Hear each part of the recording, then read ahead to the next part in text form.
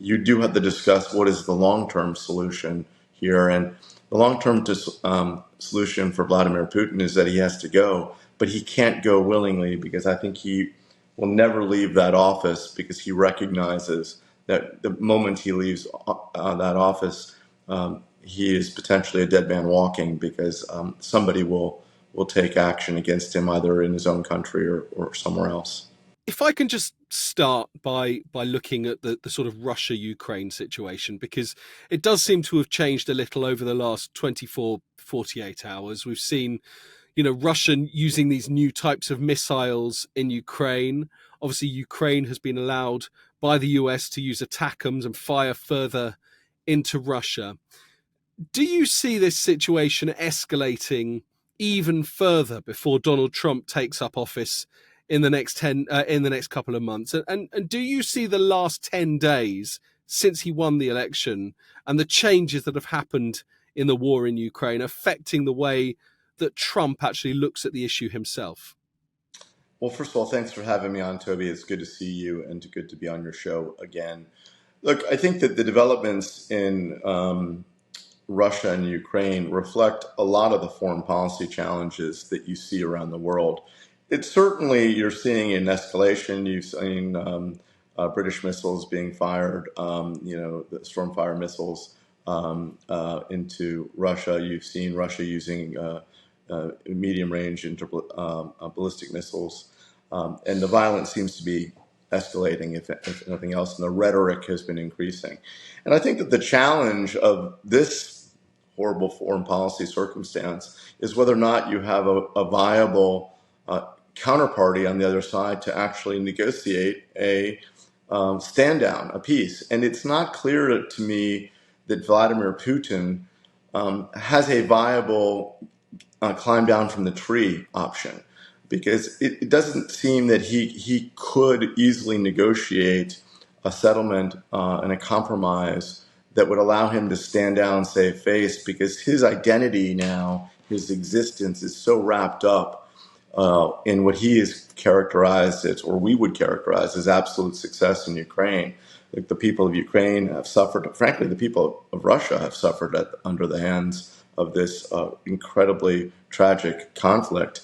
And when you see it escalating in the use of these missiles and loss of civilian life and what's happening to the Ukrainian people, it's tragic. I think if anything, it's gotten more complex for the president-elect, and I think it will even get more complex as we see this escalation continue and the rhetoric continue. But the real question is, what's the stand down? What's the inspiration that allows Vladimir Putin to climb off of that tree? I'm not sure that there's an easy one. The tensions, if it's some sort of temporary stand down, which I guess is better than nothing, you do have to discuss what is the long-term solution here. And the long-term solution for Vladimir Putin is that he has to go, but he can't go willingly, because I think he will never leave that office, because he recognizes that the moment he leaves that office, he is potentially a dead man walking, because somebody will take action against him, either in his own country or somewhere else. It's interesting you say that about sort of what is the climb down option for Putin when it comes to Ukraine, because all the talk, hasn't it, from Donald Trump in the build up to the election has been, I can end it in a day. And the sense around that has been that would mean Ukraine ceding some territory to Russia. But what you're effectively saying is that won't be enough for Putin. So I'm wondering what you, as someone who has worked under a Trump administration before as an ambassador, what you imagine is in Donald Trump's mind when he says he could end it in a day. Well, just to be clear, I did not work for President Trump. I worked for President Bush, and I've worked with every president in my perches at NGOs. So I've worked with the administration, but I had not worked in the administration. Look, I think that that's a challenge. If he is not willing to stand down, that's the $64,000 question. Because even if, and I think President Trump will exert much more influence and be more direct, and you can even see the behavior reflecting that American deterrence, American strength is coming back under President Trump. I don't I don't want to be overly critical of President Biden, but I think American deterrence was on the ebb during that presidency. And particularly in the areas that I focus on, Iran, counterterror, and the like. I'm a Middle East person primarily. We saw a failure of American deterrence. I think even the rhetoric from President Trump is establishing some sorts of deterrence much greater than we experienced under President Biden. So I think that the potential, that rhetoric is conducive to pushing a stand down by the parties in Ukraine and Russia. Now, look, I firmly stand in the corner of the Ukrainian people and Ukraine. I think what's Russia's advances and their rhetoric towards Europe demand a reconsideration of the role of Europe in NATO and an enhancement of spending as a percentage of GDP by the European countries to support NATO. I think that's more important than ever. And the Ukraine tragedy has been a very horrific wake-up call to all of our allies. You see some countries there being quite robust in their stand-up, recognizing it's only a border away, Poland, for example, and others. But I think we should not delude ourselves that that the European countries and the United States must prepare and realize that Russia is a real threat given their actions in Ukraine. And do you think what has happened, even say in these 10 days since Trump has won the election, do you think that will therefore make him reassess his position on Russia? No, I think that, President Trump, I don't think is quick to reassess his statements. I think he lays out his position, sticks to it, and pursues it. He says that he thinks that, who doesn't think this, actually? I think the president-elect's position that there should be, some sort of stop of this horrific war in Russia and Ukraine is a necessity. And I think he's laid that out, and he said that he's going to pursue that immediately. There's some rumors that my friend Brian Hook will be the special envoy on that peace effort. And I think that that's an incredibly reasonable and appropriate stance. The real question is no matter his desires and our efforts, is there a climb down for President Putin? And can we impress both American power and hopefully European power that the cost of continuing this conflict is too great for Russia? Right now, President Putin has demonstrated a willingness to use his own people as cannon fodder to a degree that makes a stand down very complicated. We've seen that the lesson of dictators and abusive leaders is that if that dictator or abusive leader is willing to sacrifice his own people to a horrific degree, that those leaders can hang on to power and cause conflict greater than others. I can give you Exhibit A in Yahya Sinwar and Hamas.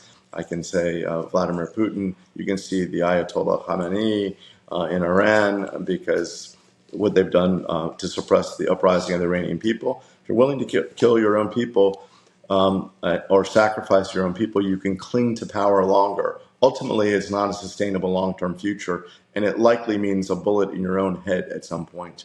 But it does mean that you can stick it out longer. I promise we will come on to the Middle East shortly. No, it's okay. I know that is the main. Yeah, sure. But I just want to refer you to an interview that the Times is publishing today with General Jack Kean, former Vice Chief of Staff of the U.S. Army, and I'm going to refer to this a few times as we talk over the course of the next few minutes. But I think the first thing that sort of struck me about this interview, he has said that he believes the way that Russia is currently acting is because there is a belief within Russia that the West has lost its nerve. Do you see how Vladimir Putin might have come to that conclusion? How perhaps some of the West's general enemies might have come to that conclusion, and that they might feel emboldened by that? And if so, do you think that Donald Trump's re-election might begin to change that, either for the better or for the worse? I think the general put it quite correctly.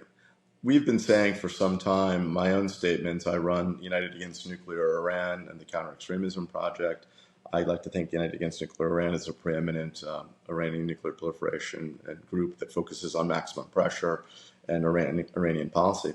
We've been lamenting and calling for a restoration of American deterrence, because I think that there has been a politicization of policy across political lines, both in the United States and in Europe.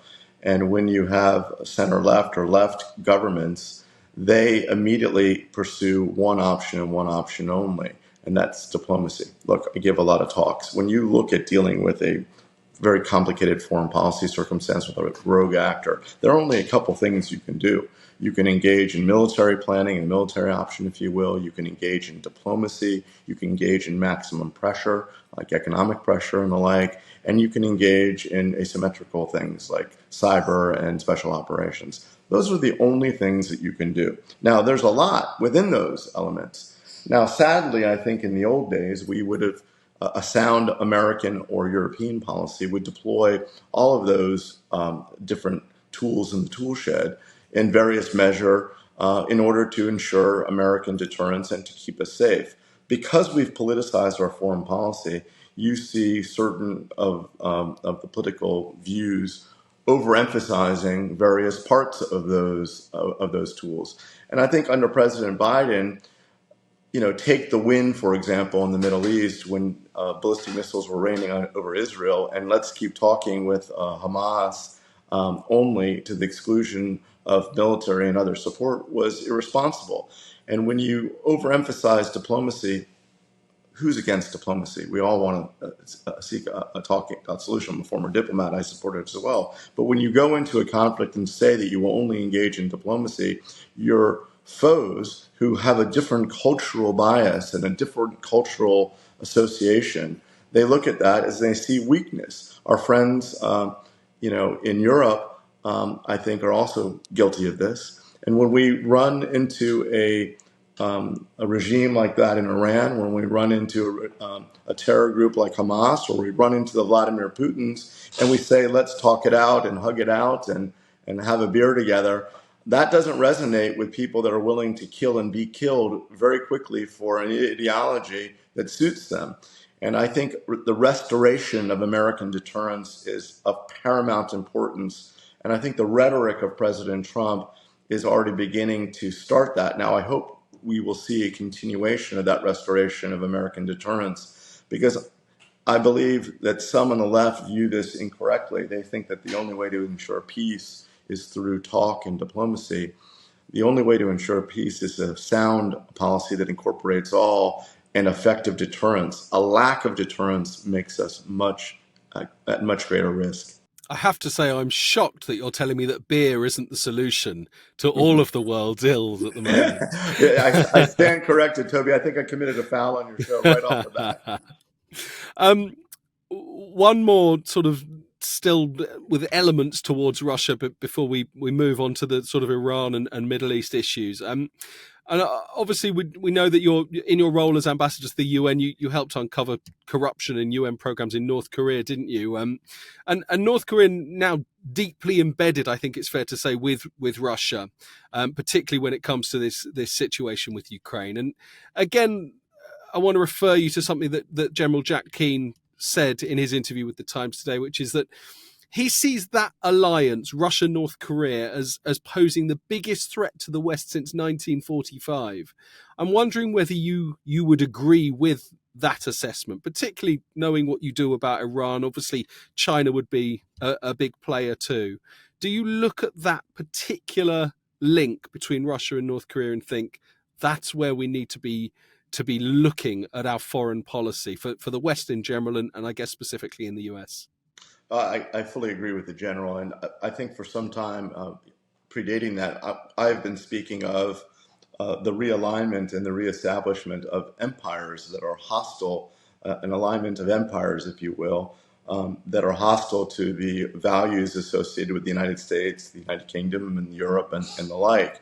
And you've seen that alignment of empire really building an association between Russia, China, North Korea, Iran, I would say Turkey in there as well. I have real concerns, and maybe the Qataris. So you're seeing this alignment of powers in a very problematic way. My friend Bernard-Henri Lévy, has talked about this realignment of empires for some time. And you've seen this historically, where you have an alignment of forces in the world, of empires, if you will, that align against the more modernist Western liberal value tradition. I'm not sure that that Europe, with respect to the United Kingdom or the United States, have watched this slow motion realignment of empires against it and is adequately planned. I think you're seeing this alignment in one instance of the bad countries that are causing enormous mischief and suffering and that are hostile to our traditional egalitarian and liberal values, while we sort of dilly-dally. And I think that there have been leaders, particularly across Europe and in the United States, that failed to recognize that. And that has made us much more safe and much more risky, risk. And I think that it's caused the world to be on edge and caused greater suffering. At some point, hopefully under this president and under some new elections that are occurring in Europe, Americans and Europeans are waking up to the fact that there is a hostile alignment of nefarious governments and leaders that are aligned against our interests, and it's very dangerous for our interests, our people, humanity, and it's causing enormous global suffering. I would imagine then, that being said, that there would be some looking at this and saying, well, in electing President Trump, he wants to look inwards, doesn't he? He's less concerned with what is going on in the rest of the world. I think most people would agree with that, or at least less prepared to act. Perhaps that's a better way of putting it. So there might be some people saying, well, is that the right person to have in charge when we do need to be concerning ourselves with some of the issues that you've spoken about? I have to say that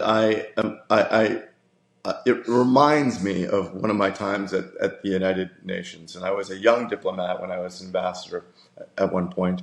And I remember, I will not name the country, and I was having a heated but friendly exchange with a European partner ambassador.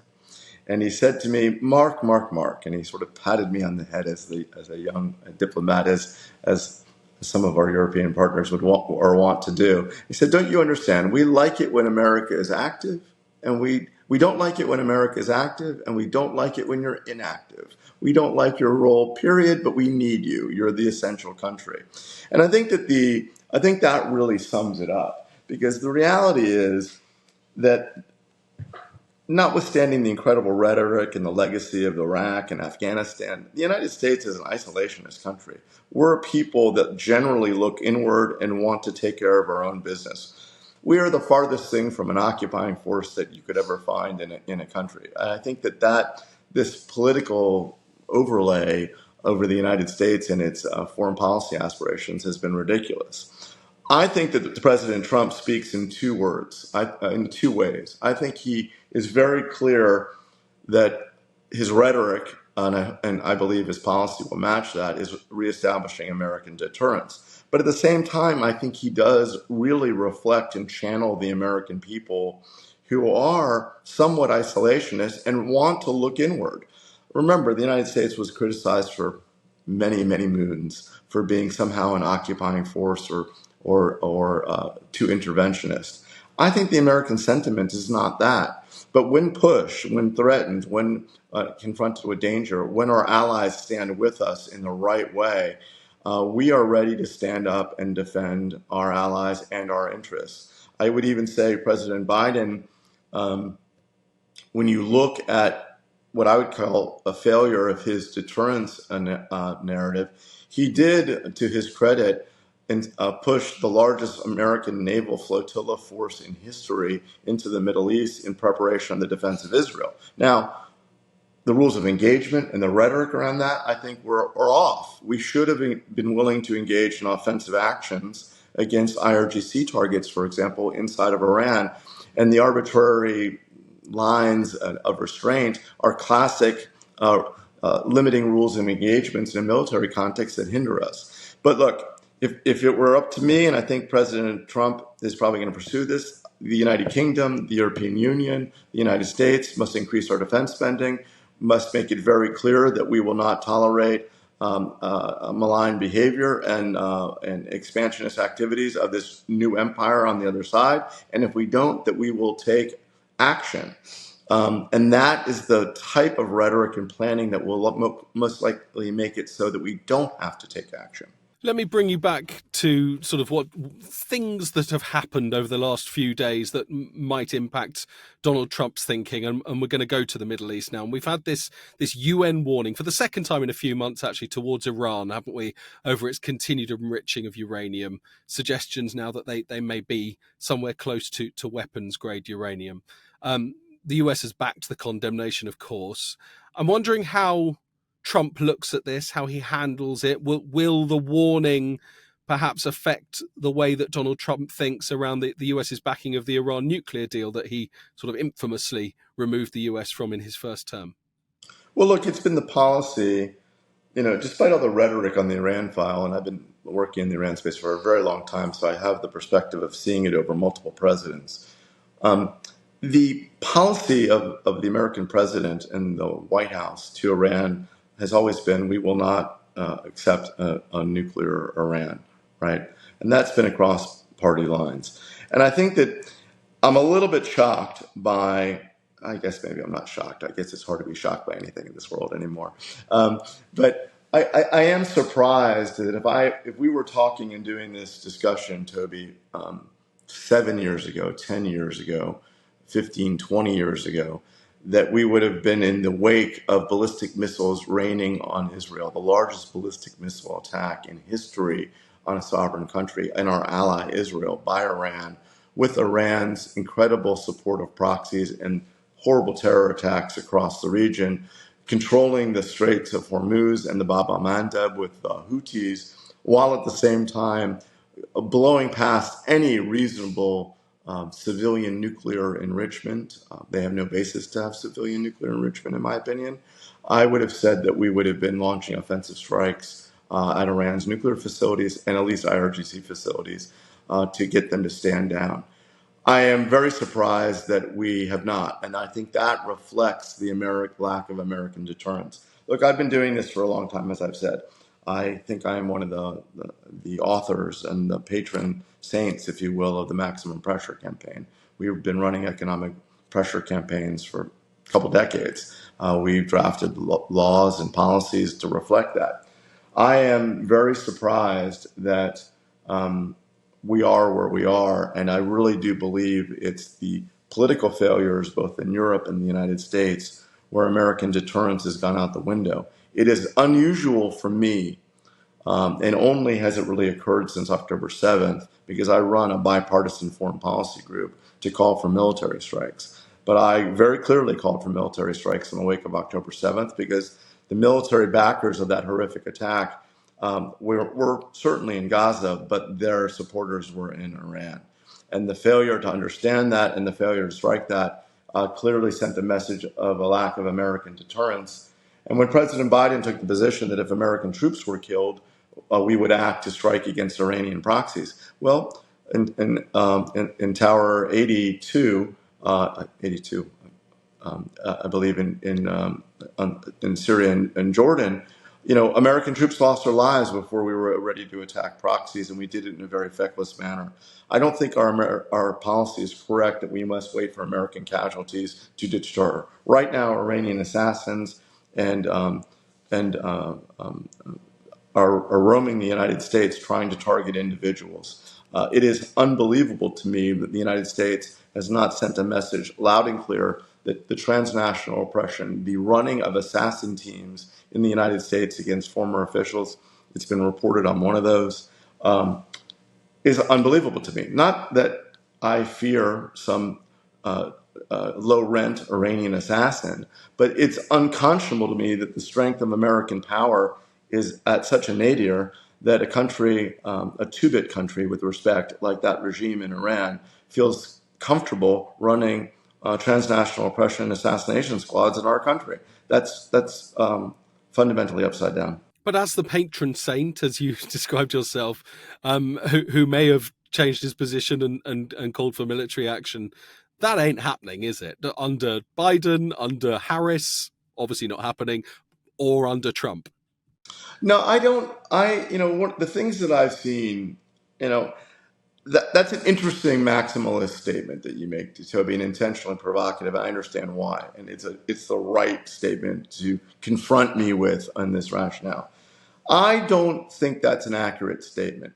I think that the risk, if I were advising the Ayatollah, I would say, well, Mr. Ayatollah, we've been proven to be a paper tiger because our proxies are being decimated by Israel, and our vaunted missile systems did not have the effect in Israel. We still have others. We have to show that we are strong, but at the same time, we are poking a real tiger in the eye in the United States and the West. And I think every American president has its limits. And Donald Trump, I think, given his very clear statements on this, if pushed and if provoked, I think would be quick to use American power to deter Iran. Let us not forget that President Trump took the decision to kill Qasem Soleimani, the vaunted spy chief of Tehran, who was engaging in operations to kill American troops. That was in Baghdad, but that was killing an icon of Iranian mischief and malign activities. So that certainly was not an action that showed an unwillingness to take tough decisions to protect American and Western interests. I want to take you to a piece of news that broke 24, 36 hours ago as we speak. And that's this arrest warrant for Benjamin Netanyahu by the International Criminal Court. Now, clearly the US is not part of the ICC. I want to take you to a scenario that I think probably we all think is unlikely, but suppose Benjamin Netanyahu was arrested at some point early on in Donald Trump's second term. How do you think Donald Trump handles that? Because Netanyahu is a leader that Donald Trump admires, right? Well, I have many friends in the Netherlands. I like the Netherlands. I've enjoyed visiting the Netherlands. But if I were in The Hague, I'd be looking up at drone strikes. At The Hague. I'm kidding. But the reality is look, the ICC, ICJ are ridiculous entities. We've had a long-standing, tenuous, at best, relationship with these organizations. Imran Khan is, a not credible person. I think the ICJ is not the issue. I think, with respect, it's Keir Starmer's rhetoric about this and some of the other Western leaders that say that they would abide this incredibly baseless arrest warrant because it shows a fundamental anti-Semitism. Let me just suggest if France invaded the United Kingdom and the United Kingdom was defending it, I guarantee you, or a terror group was invading the United Kingdom, I don't believe there would be moral equivalence between a terror group of the invading country versus an invading group and the invaded country. And to somehow equate Hamas's activities with Israel's right to defend itself is fully anti-Semitic, fully discrediting towards the ICJ. But I would look squarely into the foreign ministry of the United Kingdom. And in number 10, I have great respect for your country. I've worked in the House of Commons before. I have many friends there. Jonathan Powell, who's the new National Security Advisor, I've worked with extensively. I call him a good friend. But I think that needs to be clarified. And I think that some of the words were a little too carefully chosen in the press reports that I've seen coming out of the Starmer government on the ICJ arrest warrant. Let me put to you the alternative viewpoint on that, which is, do you have to? Do I have to listen to that so early in the morning in the United States? Look, I mean, there are, it's one thing, of course, and I don't think there would be anybody listening to this that would deny that there is a right for a sovereign nation to defend itself against the attacks that you've been speaking about. Of course, I don't think that there would be anyone that denies that. However, there are rules of engagement. There are rules of law. And the ICC at this stage have put out an arrest warrant. That does not mean that Netanyahu or Israel is guilty of anything yet. There would presumably be a trial and a determination as to whether whatever actions have or have not been carried out, whether they have actually breached the law. I think there would be a lot of people listening that would say, how is it an anti-Semitic decision to put out these arrest warrants when actually there are laws that people have to be judged against? And that's surely, Jewish, Muslim, Christian, whichever country, that's surely a fair position to be in, isn't it? Oh, I think that's an utterly nonsensical statement. Utter nonsense. The reality is that every country has a rule of law. There is no such thing as an abiding universal law that we all abide.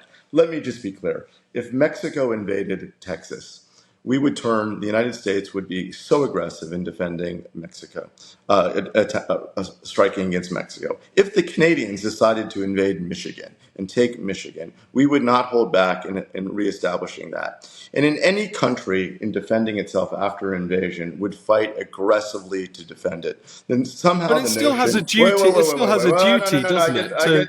It has a duty to protect civilians, and I think that would be the argument you get to made ask the against Israel. questions on this one. I get to give the answer on this one, because the reality is that when you look at this, you want the ICJ, which is a discredited authority with Imran Khan, with their own preconceived notions, in the middle of a war, for Bibi Netanyahu to leave the defense of his country when he's being attacked on 7 sides, to go sit in The Hague before a discredited prosecutor to establish some sort of justification after his country was invaded and thousands of people killed, women and children killed and raped.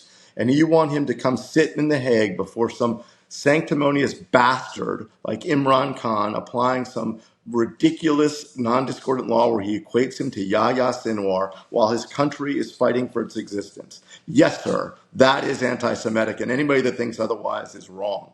And let me just say, I am so profoundly disappointed. I had high hopes for Mr. Starmer after the joke of Jeremy Corbyn, and I like to think that we're going to see a real change in the Labour Party. But the rhetoric coming out of this is absurd. And the hypocrisy that an Emmanuel Macron or a Keir Starmer or an Olaf Scholz would go to the ICJ, or a Zelensky would go to the ICJ in the middle of defending their country from an invasion is wholly absurd. And the fact that there's an expectation and discussion by this in governments like that in the United Kingdom is ridiculous and anti-Semitic. Full stop. You've made it very clear what you think of the ICC. The last time we spoke to you on The World in 10, you made it very clear, your thoughts on the power, say, of the United Nations, what it's capable of doing. These international organizations once upon a time were set up to provide global security. I guess a 2-part question. Number one, are they all totally toothless? And number 2, can you give me one body somewhere, I guess you'd add NATO into it, that you think is actually providing an element somewhere of global security? Where are the successes? Let's try and find something to be positive about with regards to the security that every single person on the planet actually would like. Well, first of all, we were talking about the ICC and ICJ. That's a special case. Look, I was a UN ambassador, and I am generally a UN defender, even though I'm also a critic. I think I'm realistic about it because I'm quite informed about it. But you want reform, don't you? You want reform of the UN. I have for sure. I think that there's some challenges in that area right now. But let me turn the tables on you. Let me turn the camera around for a minute on you, Toby, because you're a very smart guy. Your viewers are very smart. And I would love to take a poll and do a focus group and ask this question. Toby, what was the last action by the United Nations General Assembly that you can remember or cite to that was conducive and changed the world for good in a material way? Anyone? Bueller and the famous Ferris Bueller movie? If you can, I'd like to hear you give me an answer to that. I'm not the one that's supposed to be answering these questions. You answer it. Right, but the fact that I know that you and others would be challenged for that, and I would say that there were actions by the UNGA, 1948, North Korea, the Korean conflict. But it's been so long since the United Nations General Assembly did anything that was relevant. I actually think it did something relevant in passing something called the Holocaust Denial Resolution many years ago. But the UNGA has been largely irrelevant, adopting these resolutions that are arcane and that are just so discordant with reality. Look, the Security Council is paralyzed right now because Russia sits on it and China sit on it, and we talked about the realignment of powers. So I think that in the modern era, the United Nations has been at times either irrelevant or slightly relevant. And right now it's at a low point because of Russia's role on the Security Council, Russia's malign activities there. I think it's very hard to get things through the Security Council. And the way UN bodies work, people think the UN is some sort of one entity. The UN is constituted of 38 funds, programs, and specialized agencies scattered all across the world. Let me repeat that: 38 funds, programs, and specialized agencies. And look, they are a function of their member states. And when the member states can't reach consensus on things, they don't act. And I think that the criticism of these entities is unfair to a degree because it's the member states that refuse to do things. So when Russia blocks very reasonable actions to get along, to take on the world stage, it makes these organizations more irrelevant. So I do think it's at a low point right now. I do think that the United Nations Security Council has been relevant and quite relevant in the past by adopting binding resolutions related to peacekeeping and peacekeeping missions. Because to the extent that we can have an international, as it were, neutral body, usually paid governments are paid to provide soldiers, men, and materiel to engage in peacekeeping forces.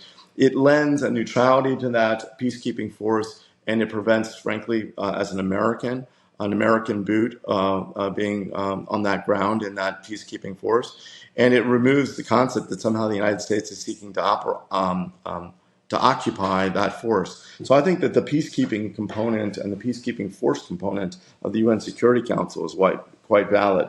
But with this realignment of empires, I would have to say that the UN is incredibly irrelevant right now. When was the last time we even heard a relevant Security Council resolution come out of the Security Council? It used to be, while the UNGA was entirely irrelevant for many, many decades, that the Security Council would periodically take binding resolutions that were material, particularly related to peacekeeping. But that's been quite a while since that happened. But I think that goes back to our earlier conversation, the realignment. And I think we have to be adult about this. I think there's a lot of easy demonization of the UN. The UN is a democracy of a bunch of countries that aren't democracies. And when they don't get along with each other, the entity is paralyzed. There are a lot of good people that work at the UN, but they're subject to the vagaries of the member states. So the simple answer is you can't think of a body that's keeping us safe at the moment. It's about individuals, effectively. You're right. I didn't answer. I think that the Vladimir Putin has apparently adopted of make NATO great again, because I think what his actions have done has inspired NATO to become stronger, expand its membership, notwithstanding the ridiculous behavior of Turkey in that expansion. I do think NATO is a quite relevant security organization and could be a model for other security organizations, including across the Middle East. Now, I think it's important, and I think you're seeing this more and more in Europe, particularly with the Poles' rhetoric on increasing their defense spending, that NATO is being made great again, mostly because of the threat of Vladimir Putin. And I think that type of security arrangement is a solid, good security arrangement, and I believe that that's an important one. I'm wary of your time, so I want to just very quickly move on to China and ask a couple of questions about that. And in the last couple of days, we know about arguably maybe the most clear of Donald Trump's foreign policies is relating to China and the tariffs that he intends. But in the last couple of days, President Xi of China has set out what he's called his 4 red lines to the US. And I won't go into all of them, but the first of them is Taiwan. Which we cover quite a lot on the World of 10. And I wondered whether actually of all of the elements of China's relationship with the US that might be affected by a Trump presidency, I wonder whether Taiwan is the one that they need worry almost least about, because he has previously said that Taiwan should pay for security that the US offers it. Although I did just wonder, you talked about earlier on, if people don't like being told what to do. I think that might have even been off air before we started that you said that to me. And Donald Trump in particular doesn't really like being told what to do. I wonder whether almost these red lines might have put it more onto Donald Trump's table than had they just decided against talking about it. No, look, I think that we can have an entire separate conversation about the psychology of people who are trying to go about their everyday lives and being put upon, and that being reflected in our body politic. Look, I think that the discussion on Taiwan is something that's very worth having. I think that the failure, of American deterrence has made President Xi probably looked at our reaction and our at times tentative reaction to Vladimir Putin's invasion of Ukraine. They probably looked at our very tenuous support of Israel, but not really kinetic support of Israel. And if I were President Xi, with all of his demographic challenges, the big economic challenges within China, and it's always good to distract your restive population with a shiny ball foreign policy issue like a Taiwan. That makes it very dangerous. I think the reassertion and reestablishing of American deterrence will send a loud and clear message to President Xi that an invasion of Taiwan is unacceptable. Look, I think President Xi probably also got a wake-up call. The fact that Russia's vaunted military has not been able to engulf a significantly weaker neighbor like Ukraine, with the brave Ukrainians fighting so valiantly, probably is a wake-up call that it's probably easier said than done invading Taiwan. But the reality is American deterrence and our security organizations like NATO, maybe building an Asian NATO, and we've looked at AUKUS already, for example, and the like, and maybe across the Middle East. I think that is an inevitable outcome of this realignment of empires that we talked, that owes an ode to Bernard-Henri Lévy and our friend Jack Kean. I think that those security arrangements are key, and the more we do that, we make it less likely that China will invade Taiwan. The Chinese, who I've had decent relationships with at the political level for many years because I was an ambassador, were always would sit back cat-like, and they viewed their foreign policy, frankly, across millennia. They were very patient, and they viewed themselves initially as a developing country. Then they viewed themselves as a rising country, but still portrayed themselves as a developing country. Then they viewed themselves as a world power, but still portrayed themselves as a developing country. I think that the reality is that we have to have some clear red lines, establish deterrence, build our security organizations in order to make the world safe. Look, good fences make good neighbors. These security arrangements are key to prevent conflict. And anybody that thinks just talking it out with them when they have these aspirations as the sole method of avoiding conflict is utter nonsense. Well, just finally then, it's almost like you knew my thinking. You mentioned Jack Kean again, and that is where I did want to finish this. And this was arguably, I think, the most stark warning, I think, from his interview with the Times. He used the phrase that he believes that China's military could outfight and outgun the US's military now. I mean, I would imagine that possibly would encourage them if Taiwan and an invasion of Taiwan was in their planning. I just wonder if that is the case, what Donald Trump's thinking around the way he deals with President Xi would be, because that's quite an astonishing claim for someone with that level of knowledge of the military to make, I would say. Well, I think that those were very carefully chosen words. The reality is the United States has to recommit to defense spending and military buildup. Our European friends, the United Kingdom, the fall off in military spending across many generations of European leaders is unacceptable. I think they all have to spend 3% of GDP to build up militarily. And I think Jack Kean's statement, not to get in his head, I'll let him speak for himself, is a warning that we have to do more to what I've been talking about throughout this interview, reestablish deterrence by the United States, NATO, and Europe. The reality is a conflict like Taiwan, whether or not we would be outgunned or they would be outgunned, would be catastrophic, enormous suffering and catastrophic for both countries, and cause a global economic nightmare on top of incredible human suffering. And even that economic nightmare would cause human suffering. And because China has been the economic underpinning through manufacture, I don't think President Xi, I think he understands that, the folly of trying to engulf Taiwan militarily and the conflict that would ensue would harm China, not only its people, cause vast suffering, but effectively ruin China's role in the world. So I think Jack Kean's statement, again, not to get in his head, is a prophetic warning that we need to do more to establish deterrence, make those fences bright, strong, and clear between neighbors so that we don't have those types of actions like Vladimir Putin, the Hamases, the Irans, destabilizing the world. Ambassador Wallace, you are incredibly generous with your time. Thank you for joining us. Toby, it's great talking to you. I always enjoy it, and it's always good and provocative. I try to spice things up, but you are the best, so thank you so much.